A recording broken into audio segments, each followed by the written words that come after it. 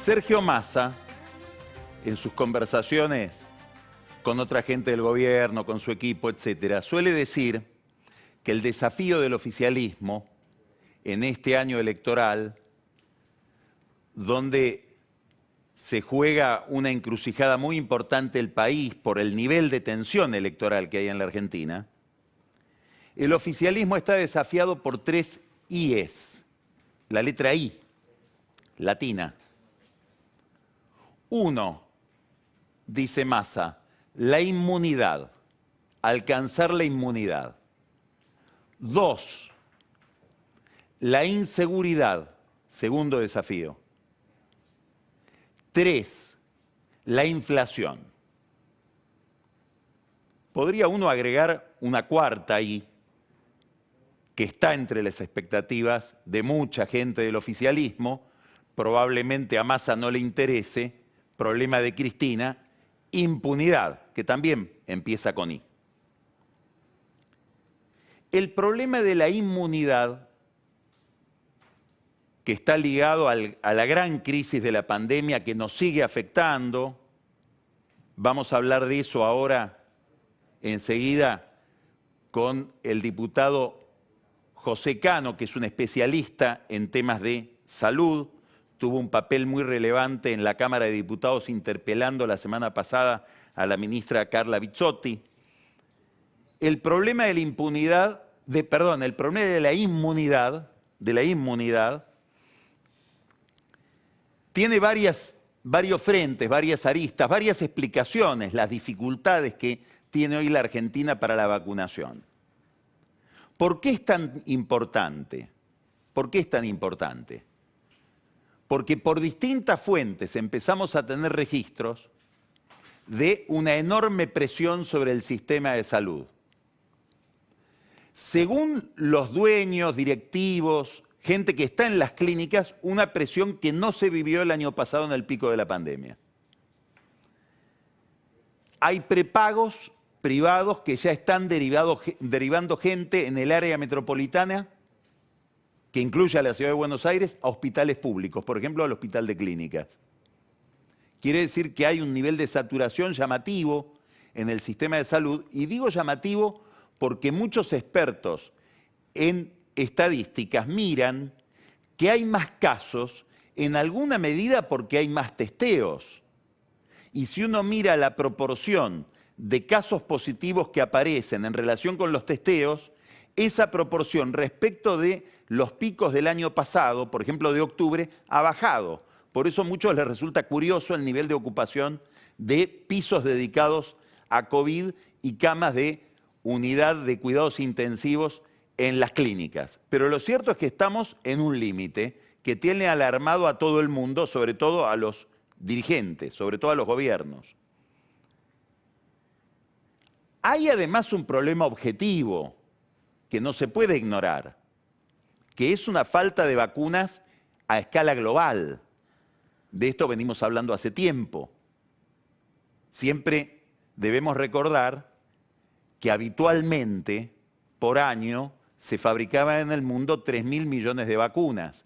Este año, o diríamos, durante esta pandemia, hace falta fabricar 10.000 millones de vacunas. Bueno, no hay aparato productivo en la industria farmacéutica para eso.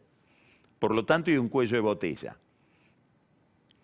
que pone en evidencia las enormes desigualdades del sistema global. Hay un sitio de Bloomberg que va siguiendo el tema de la vacunación, es muy interesante por las estadísticas que presenta, y entre ellas está que de los 127 países, entre los 127 países más ricos, está el 39% de la vacunación, entre los 27 países más ricos, se concentra el 39% de la vacunación y el 11% de los habitantes. Quiere decir que hay una concentración de la vacunación, de la disponibilidad de vacunas, entre los países más poderosos. Por lo tanto, países como la Argentina, que son países en vías de desarrollo, no enteramente pobres, pero con dificultades, bueno, va a haber falta de vacunas como vemos en toda la región. Salvo la excepción de Chile, toda América Latina está afectada por un déficit en la provisión de vacunas. Ahora, ese déficit es más marcado en la Argentina por problemas de organización, por lo menos de organización. No sabemos si también por problemas o sospechas que hay acerca de problemas de negocios, es decir, de guerras de laboratorios para la provisión y la fabricación de vacunas. Vamos a hablar después con el diputado Cano de esto. ¿Por qué digo que hay un problema de organización? Porque Chile lleva vacunado al 38% de su población. Si tomamos vacunación como gente que recibió una dosis por lo menos. Brasil, escuche este dato, Brasil, que tiene 190 millones de habitantes, lleva vacunado al 12% de su población. Y la Argentina al 11%. Quiere decir que ha habido muchísimas más vacunas aplicadas en Brasil que en la Argentina. Uruguay ya lleva vacunado al 29% de su población, que es pequeña. Hay además una pésima organización de los protocolos. Yo leía hoy en el sitio Notiar una nota del ex senador José María Garciarecha, donde plantea un problema que increíblemente nadie mira, que es el problema de los discapacitados. Es realmente insólito que en los protocolos de vacunación no se le haya dado prioridad a una persona con síndrome de Down, a un ciego, a un sordo, a alguien que si se enferma y se enferma con ciertos síntomas de gravedad, es muy difícil aislarlo. Es condenarlo a una pesadilla insoportable el aislamiento. Imagínense un ciego estando solo, un chico con síndrome de Down estando solo, ¿cómo la pasa? Bueno, increíblemente las autoridades no han tenido en cuenta en los protocolos, dice Garciarecha, darle prioridad a este tipo de cuadros. Como tampoco se cumple, aunque en los papeles a veces figura, darle prioridad a aquellos que están con enfermedades terminales o enfermedades que los someten a una gran vulnerabilidad al virus. En cambio, sí, por presión sindical se han podido vacunar antes, por ejemplo, todo el personal docente. Detrás de todo esto, no nos podemos engañar, está la carrera electoral. Y un gobierno que confía en que la vacunación no le va a significar un drama en las elecciones primarias ni en las generales. ¿Por qué? Y bueno, porque hay países desarrollados, lo que decíamos al comienzo, que están entre los 27 más ricos, que Biden dijo el 4 de julio para el Día de la Independencia de los Estados Unidos van a estar todos vacunados en Estados Unidos. Bueno, va a haber ahí una sobreoferta de vacunas, porque el aparato productivo que se puso a fabricar vacunas para esta demanda va a seguir fabricando vacunas y posiblemente ahí sí haya más disponibilidad para países como el nuestro. Si en esto confía Alberto Fernández, en esto confían las autoridades de la provincia de Buenos Aires para llegar a una vacunación más eficiente y algún tipo de normalidad para las elecciones, entendiendo lo obvio, que es que el devolver la normalidad va a ser en gran medida la gran variable para la obtención del voto. Dios quiera que no pasemos antes por un colapso complicado en el sistema de salud cuando todavía no llegaron estas vacunas que decimos que en algún momento tienen que estar. Después vamos a hablar del número de vacunación, de lo que el gobierno prometió, de lo que los laboratorios se comprometieron a proveer, a suministrar con el diputado Cano. Ese va a ser nuestro tema, entre otros temas, en la conversación que vamos a tener con él. Primera I, inmunidad, entonces muy complicada. Segunda I, inseguridad, todo un problema para el gobierno, tanto la inseguridad como la inflación. ¿Por qué? Porque en esas otras dos materias que constituyen, y tiene razón Massa, dos desafíos electorales muy importantes, el gobierno está en polémica consigo mismo. ¿Cuál es la receta para la inseguridad? ¿Se llama Frederick o se llama Bernie? Estamos viendo en este momento, después vamos a hablar con mayor detalle de esto, una cantidad de convulsiones sindicales, sociales, espontáneas, provocadas, como siempre sucede. ¿Qué pasa con la seguridad? El gobierno trata de provincializar esos problemas.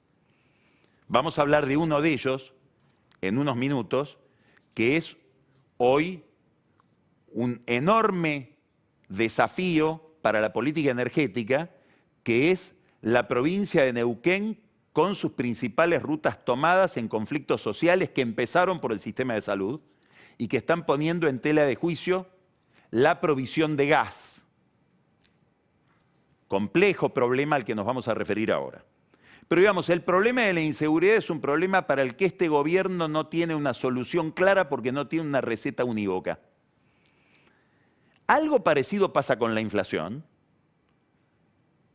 Vemos que hay una discusión dentro del oficialismo. Hay una discusión sobre la política fiscal, por lo tanto sobre los niveles de emisión y por lo tanto sobre la inflación que hay que esperar. Ya sabemos que el objetivo que defiende con tanta tenacidad Martín Guzmán, que es que este año haya una inflación del 29%, es un objetivo ya a esta altura fantasioso, muy fantasioso.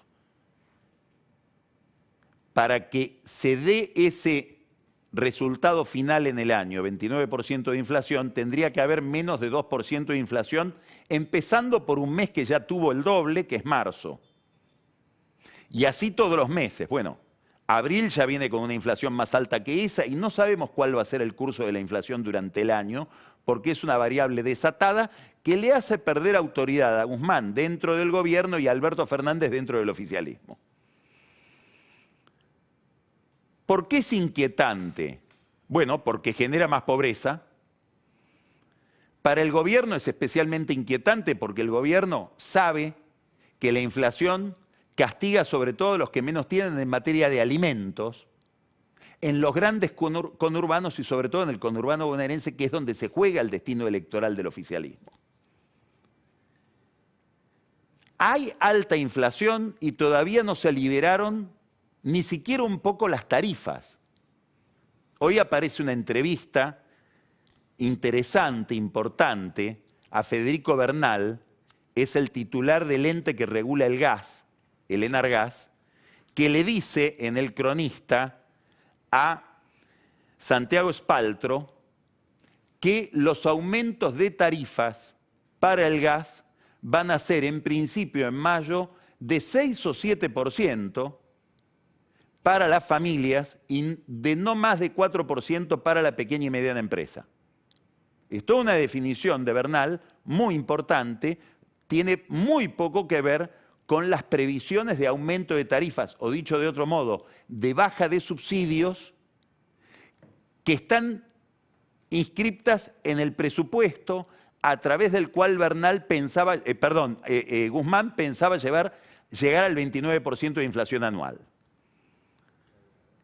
Discusión acerca de la inflación, así como hay una discusión acerca de cuál es la estrategia para alcanzar un ambiente más seguro, no sabemos si es la de Frederick o la de Bernie, hay una discusión dentro del oficialismo, dentro del propio equipo económico, respecto de cómo encarar el problema de los precios, sobre todo de los precios de los servicios públicos, que están ligados a los niveles de subsidio y por lo tanto a los niveles de gasto público y de emisión. ¿Por qué digo dentro del equipo económico? Porque técnicamente Bernal no forma parte del equipo económico, pero sí forma parte del equipo económico Federico Basualdo, que está en el área de energía, de combustibles, y dijo que, en el área de energía eléctrica, y dijo ya que los aumentos para la energía eléctrica tampoco van a ser superiores a aproximadamente 9%.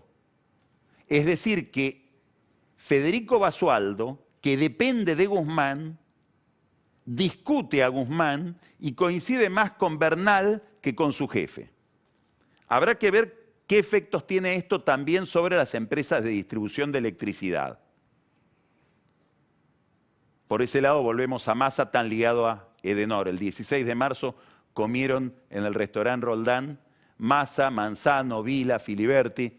Es el núcleo de un negocio muy importante hecho a partir de subsidios que van a seguir siendo altos. Es decir, empresarios que están dispuestos a no recibir como remuneración tarifas, sino subsidios. Un negocio con impuestos. ¿Qué debemos esperar entonces? Que el gobierno se vuelva más insistente con los controles de precios, porque la inflación se le vuelve muy rebelde. Debemos esperar que el gobierno intente mantener el tipo de cambio pisado, que no haya una actualización del tipo de cambio oficial siguiendo a la inflación, como había prometido también el presupuesto de Guzmán, y eso produce atraso cambiario.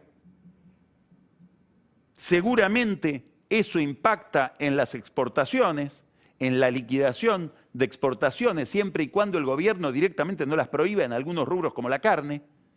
Entonces, a partir de estas inconsistencias, a partir de este problema de la inflación con todo lo que toca, en materia de política monetaria por la oferta de dólares, en materia de política fiscal por la negativa a reducir subsidios, aparece un gran interrogante que no sé si el gobierno se lo está planteando. Hasta ahora parecía obvio que al gobierno le convenía postergar las elecciones. Y sí, si uno piensa en términos de vacunación, sigue siendo cierto. Pero en materia económica, ¿es verdad que a Alberto Fernández, al kirchnerismo, al Frente de Todos, le conviene que las elecciones sean más tarde? ¿O estas inconsistencias, estas desviaciones de la política económica no generarán tensiones que terminan impactando a nivel electoral negativamente para el gobierno, mucho más de lo que el gobierno suponía cuando empezó a fantasear con postergar las elecciones, que es lo que le viene ofreciendo ahora a la oposición? Vamos a hablar también con Cano de esto, del tema electoral, del tema del cronograma electoral.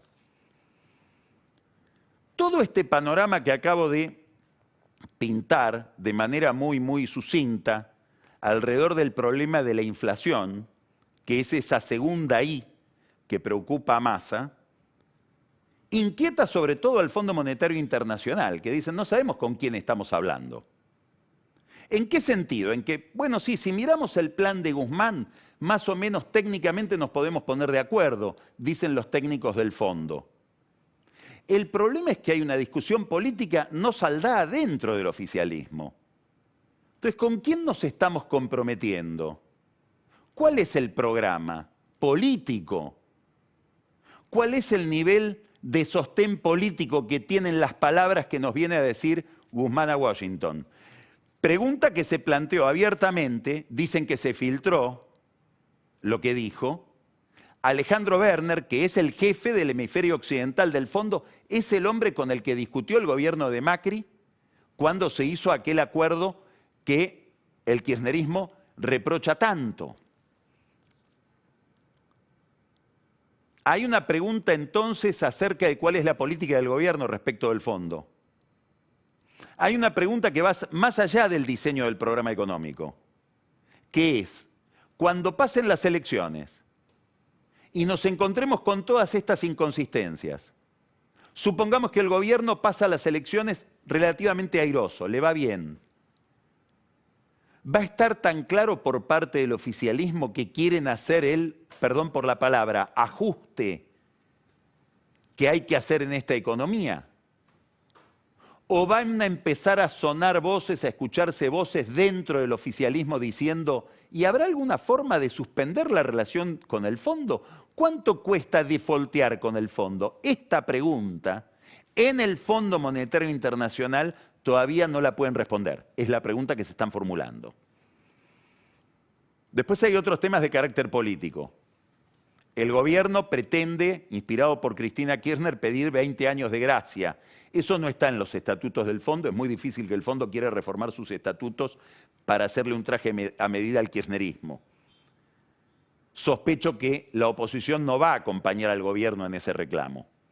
Sobre todo, ¿por qué? Y porque el gobierno insiste en un tema muy discutible, lo venimos diciendo siempre, así como fue muy discutible llevar a la justicia a Cristina Kirchner y a todo su equipo por la querella del dólar futuro, es decir, penalizar la política cambiaria, aunque haya sido aberrante, es muy, muy discutible querellar a la oposición y por la vía de la oposición al fondo por el acuerdo que firmó con el Fondo Monetario Internacional. Y acá hay una novedad muy importante, por la cual Fernández, por este detalle, va a pasar también a la historia, Alberto Fernández.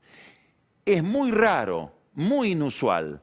No recuerdo muchos antecedentes de que sea el Poder Ejecutivo, oficialmente, no alguien del oficialismo, no un diputado, no un dirigente, no, el presidente el que querella a la oposición. Y el que le indica al procurador del Tesoro vaya y actúe y preséntese como querellante. Para llevar a la justicia penal un acuerdo opinable desde el punto de vista político, más allá de que haya sido un mal acuerdo como el acuerdo con el Fondo Monetario Internacional, que no dio seguramente los resultados esperados. Ahora, en el fondo dicen, ¿y qué? ¿Nos van a querellar a nosotros también? En los considerandos del decreto por el cual Alberto Fernández le indica a Zanini andá y querellá, dicen, no, esto es solo para los funcionarios de Macri. Nada que ver con los funcionarios del fondo, con los que estamos negociando y con los que no nos queremos pelear. No lo dice esto, obviamente, pero es lo que está debajo de ese texto. ¿Y cómo hago para decir que fue una aberración penal, que es punible un acuerdo que los funcionarios argentinos firmaron, pero que los funcionarios del fondo convalidaron 5 veces, después de mirar los números? Hay una especie de sensación de que el gobierno piensa que la realidad es de goma. Lo cierto es que esta querella pone un problema en un aspecto de la negociación, y es que el fondo pide que la oposición acompañe el programa del gobierno porque va a ser un programa interanual, es decir, que asume compromisos más allá de este gobierno. Acá hay un problema serio político que aparece en un contexto que para el gobierno, y esto hay que mirarlo bien, los mejores expertos en política internacional de la Argentina lo están viendo, en un contexto internacional bastante favorable. Esto puede resultar novedoso para una parte de la opinión pública argentina y sobre todo para una parte de la oposición. Pero sería bueno que miren lo que está pasando en el entorno regional, donde América Latina está sembrada de focos de inestabilidad. Biden acaba de tener, acaba de empezar una crisis en el gobierno de Estados Unidos muy importante, ligada a Hispanoamérica, ligada a Latinoamérica, porque es una crisis que tiene que ver con la migración de Estados Unidos, de México, Honduras, El Salvador, Guatemala. Le acaba de costar la cabeza a una funcionaria de primer nivel de la Casa Blanca como es Roberta Jacobson. Es un tema que tiene nada menos en sus manos, nada menos que Kamala Harris, es decir, la vicepresidenta. Primera crisis del gobierno de Biden en español, porque tiene que ver con Latinoamérica, con Centroamérica. Venezuela ya sabemos todas las crisis que encierra. Y ahora una nueva, porque Maduro acaba de ir a las Naciones Unidas pidiendo una intervención por problemas en la frontera con Colombia. La situación electoral en la que quedó Perú después de las elecciones de ayer es de la pulverización de la clase política. El candidato que más votos sacó apenas un poco más de 15%.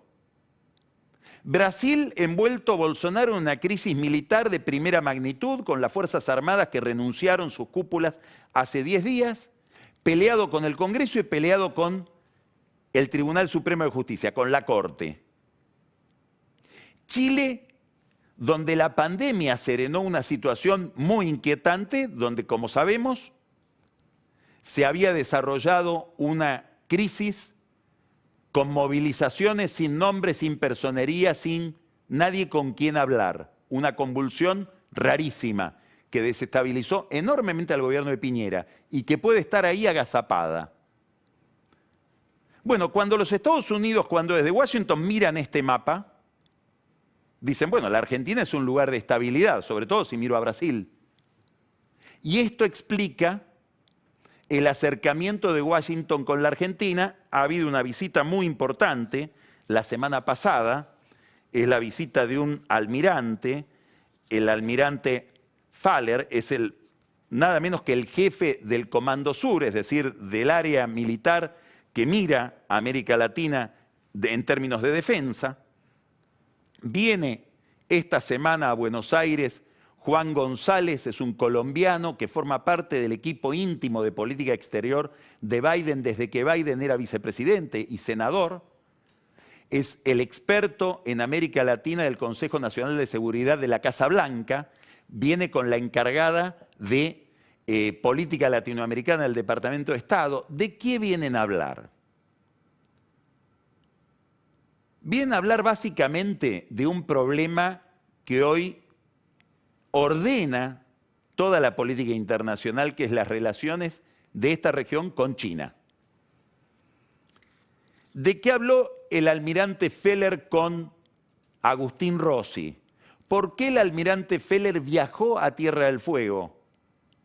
Porque hay el interés de que la Argentina no le ceda a China la construcción de una base de aprovisionamiento logístico de barcos en Tierra del Fuego. Barcos que permitirían llegar a la Antártida o sencillamente barcos que en un escenario hipotético, todavía muy hipotético, pero que se está pensando en los centros de poder de conflicto internacional entre China y Estados Unidos, barcos que pasarían por el sur de la Argentina porque tendrían vedado en un conflicto con Estados Unidos los barcos chinos o los barcos que aprovisionan a China el canal de Panamá. Entonces, si uno mira el mapa global, la Argentina pasa a ser un país sumamente relevante, igual que Brasil, como proveedor de alimentos a uno de los países eventualmente en conflicto, que es China. Los americanos quieren saber cómo jugamos ese partido. ¿Y qué le contestó el gobierno argentino? La base la va a hacer la Argentina, no la va a hacer China. Primera novedad que puede sorprender a algunos. En este punto, Alberto Fernández, mucho más alineado con Estados Unidos de lo que se suponía. Prefiere quedar mal con los chinos. El segundo tema entra en la misma agenda y tiene que ver con la hidrovía. Es decir, con el control, el dragado, la administración de las vías navegables de la Mesopotamia, a través de las cuales se transporta el 80% de las exportaciones argentinas, gran parte de las cuales, sobre todo en materia de granos, terminan en China. Hay una licitación, había una gran puja, pretensión de empresas chinas de entrar en ese negocio y administrar la hidrovía. Pensemos de nuevo todo esto, no en el mundo que estamos viendo, sino hipotéticamente en un mundo mucho más belicista, mucho más conflictivo. ¿Qué hace el gobierno de Alberto Fernández en este tema? Algo muy novedoso. Le entrega la licitación de la hidrovía, la posterga y se la entrega nada menos que a la OCDE, que es una organización de países, es un club, es el club de los países desarrollados del planeta, al que la Argentina quiso ingresar con Macri. Ahí estaba el embajador Marcelo Scaglione, que hizo una gestión muy importante. Estuvimos a las puertas de entrar a la OCDE, no entramos. Bueno, hoy la OCDE presta una especie de servicio de consultoría a la Argentina, a pedido del ministro de Transporte, Mario Meoni. ¿Para qué? Para dotar de transparencia la licitación de la hidrovía. Una OCDE que dentro de un mes va a estar presidida por un australiano. Australia, país que hoy está en una situación muy conflictiva con China. ¿Novedad cuál es? Haber recurrido a ese organismo. Esto es obra sobre todo, y acá viene una novedad dentro de la novedad, de una funcionaria encargada de transparencia en el Ministerio de Transporte, que se llama Marianela López. El ministro de Transporte, que es un hombre de Massa, ex radical o radical aliado a Massa, Meoni, es de Junín. Marianela López es de 9 de julio. Fue concejal ahí. ¿Qué es lo curioso? Que es una persona extraordinariamente ligada a Margarita Stolbizer, funcionaria del área de transparencia del Ministerio de Transporte. Es ella la que impulsó que la licitación de la hidrovía quede en manos de la OCDE, ligada justamente a la dirigente política que hizo la denuncia de OTESUR contra la familia Kirchner. Otra novedad, otro dato para la perplejidad. Base de aprovisionamiento logístico de barcos, sobre todo militares, en Tierra del Fuego. Hidrovía, el gobierno de Alberto Fernández envía señales a Estados Unidos amigables, de orden. No digamos de alineamiento, pero por lo menos de autonomía respecto de China. De nuevo, prefiere quedar mal con los chinos. Ahora, detrás del problema, todo esto obviamente, todo esto es importante verlo en relación con la eventualidad de un acuerdo con el fondo. Están trabajando para eso. Están pensando en cómo votan los Estados Unidos en el Fondo Monetario Internacional. Volvemos a esta tercera I de la inflación, que genera un enorme malestar social. Y aquí hay que detenerse. Hay una cifra que es dolorosísima. Medio que no nos cae la ficha. En el conurbano bonaerense hay 51% de pobres, más de la mitad de los habitantes del conurbano bonaerense son pobres. La mayor cantidad de pobres que produjo no la pandemia más la disparatada cuarentena que llevó adelante el gobierno con muy pocos resultados como estamos viendo ahora, se produjo en el conurbano bonaerense, que es donde tiene su base electoral el kirchnerismo, el reino de Cristina. 51% de pobres en el conurbano bonaerense. ¿Sabe cuántos pobres tiene el Congo? Por ir a un país icónico en materia de pobreza, 47%. El conurbano bonaerense le gana al Congo. Y más de la mitad son menores de 17 años. Bueno, esto obviamente genera una dinámica política. Lo primero que genera es malestar y fuerzas que intentan expresar ese malestar. Hubo una manifestación en el centro de Buenos Aires y en la Panamericana muy fuerte de los partidos de izquierda trotskista. Vamos a hablar después con Daniel Vilota de esto, es muy importante porque estamos viendo en muchos lugares que empieza a haber una movilización de la izquierda antikirchnerista muy importante. Algo de eso hay en Neuquén, donde todo empezó con un movimiento nada menos que de empleados de la salud que no se sentían representados por la Asociación de Trabajadores del Estado y al que se sumó después gente que trabaja en fábricas que debieron cerrar, gente que trabaja en fábricas que ya no reciben subsidios, mapuches, etc. Hoy Neuquén está en sus rutas tomadas. ¿Por qué esto es importante? Porque afecta directamente la producción de vaca muerta que está bloqueada.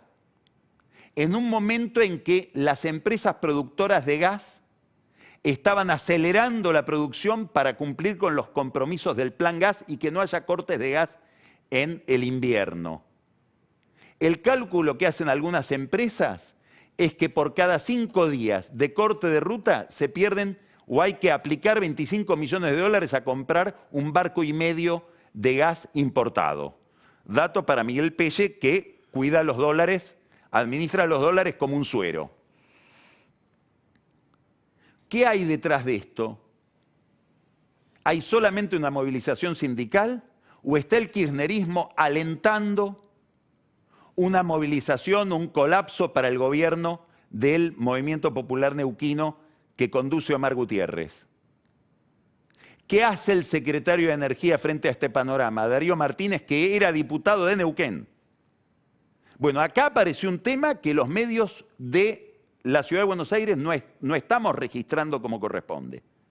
Hay que mirar porque esto toca directamente la provisión de gas y se agrega como un gran problema para Alberto Fernández, que prefiere mirar para otro lado como si fuera solo un problema provincial.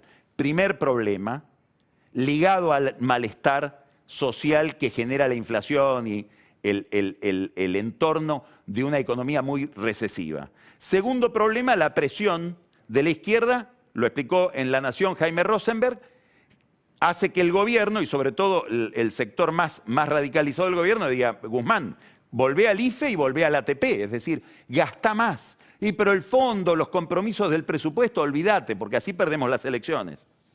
Y acá viene el problema, el tercer problema, que es la oferta electoral. Y aquí es donde hay que mirar a Florencio Randazzo. Randazzo es un peronista que está proponiéndose como candidato de un peronismo no ligado a Juntos por el Cambio, distinto de Monzó, distinto de Joaquín de la Torre, distinto de Pichetto, distinto de Jorge Triaca, un peronismo desligado de Juntos por el Cambio, más allá de las conversaciones que puedan existir entre ellos, donde está también Graciela Camaño y donde está Juan Manuel Urtubey. Y estos son peronistas que ya enfrentaron a Cristina Kirchner en otras ocasiones, en el caso de Randazzo en el año 2017, y que ahora se creen con más idoneidad, inclusive que muchos dirigentes de Cambiemos, para hablarle a quién, para hablarle al nuevo pobre, para hablarle a ese señor que mandaba a su hijo a un colegio bilingüe y lo tuvo que sacar para mandarlo al colegio parroquial, o lo tuvo que sacar del colegio parroquial para mandarlo a la escuela pública, o tuvo que ir avergonzado a la prepaga de decir necesito un plan más barato porque ya no puedo cubrir la salud de mi familia porque quedé sin trabajo, porque ya no llego a fin de mes o porque tuve que cerrar el negocio. Ese clima, ¿quién lo va a expresar y cómo? ¿Cuál es la salida más inteligente? ¿Un peronismo desligado de Cambiemos? Hay otros peronistas en Cambiemos que dicen, no, hagamos todos una interna, una primaria, inclusive con esos otros peronistas, para ganar la elección. Este es el debate que empieza, y en el fondo de ese debate está esta preocupación de masa, la I de la inflación. Último dato, hay que prestarle atención a Randazzo. Y más que a Randazzo, hay que prestarle atención a Graciela Camaño. ¿Por qué? Porque si esta es la jugada, no me imagino a Graciela Camaño votando en el Consejo de la Magistratura por la remoción de gran parte de la Cámara de Casación Penal, que es lo que pretende el kirchnerismo, ya que no pudo cambiar la Corte para cambiar el máximo tribunal del país y conseguir, el tribunal penal del país, y conseguir por esa vía la cuarta I, esa I de la que Massa se olvidó, la I de la impunidad.